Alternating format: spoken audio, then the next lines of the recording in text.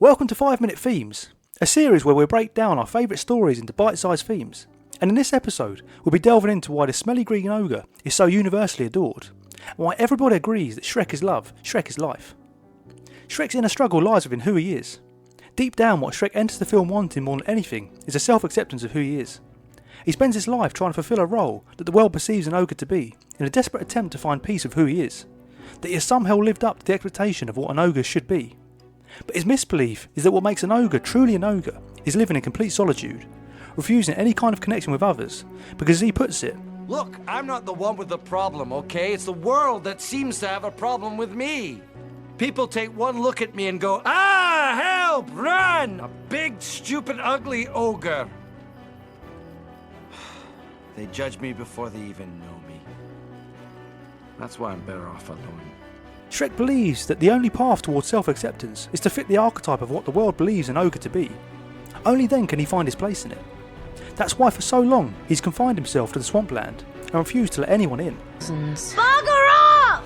He believes that he belongs in there, and everyone else belongs outside of it. People used to think I was a monster. And for a long time, I believed them. But what he needs to realise is that attempting to fit the archetype of what he believes an ogre has to be will only compound his misery, because it defies everything he really wants. Shrek starts out in a perpetual cycle of being torn apart by his want and misbelief, of wanting to be at peace with who he is, but not believing the world will accept it. Does that sound familiar? This simple inner struggle is a microcosm of the struggle we all experience in everyday life. The universality of this inner struggle is what makes it so great.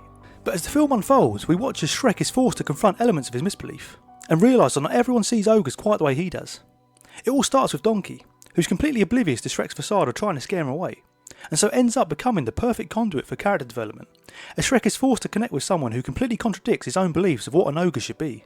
This only ramps up when Shrek is forced to journey with Donkey and save Princess Fiona, and rid his swamp of creatures that in his eyes simply don't belong there. As Shrek is forced to connect with Donkey, his misbelief is directly challenged.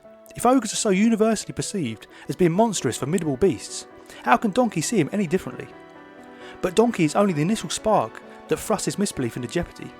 The pivotal cog in Shrek's story is Fiona! who, although initially is only a means to an end for getting his swamp back, eventually she defies everything Shrek believes an ogre could be. It all starts with Fiona fulfilling the role of the helpless princess, yet our expectations are completely subverted when she beats down Robin Hood and his merry men.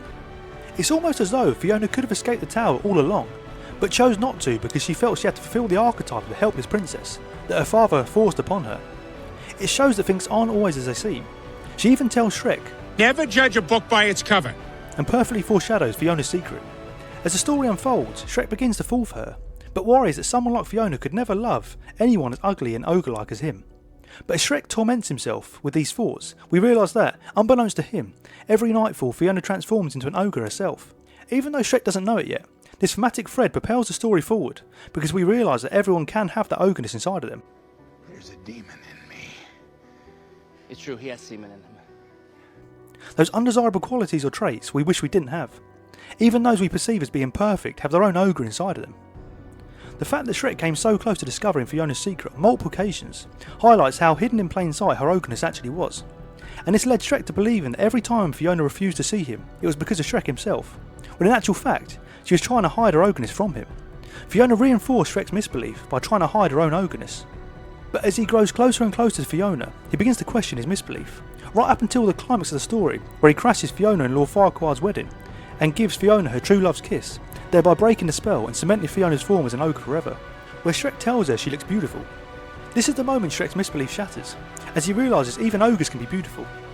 As Shrek watches the transformation of Princess Fiona, he learns definitively that there is no set formula that can define what an ogre is, that if he can only accept himself, his true self as the ogre he is, he can break free from the confines of what everyone else believes an ogre has to be. He can finally be himself. Just like Fiona, Shrek's transformation is complete, as we see him surrounded by friends and the people he loves. A far cry from a once lonely ogre condemned to a life of isolation. Now we see an ogre whose journey forced him to confront the very things he believed were least ogre-like of all: friendship, love and heroism. The only true obstacle in his journey towards becoming the very best version of himself was just that, himself. Shrek found his true ogre nature, something humans could learn a lot from. Thank you for your time.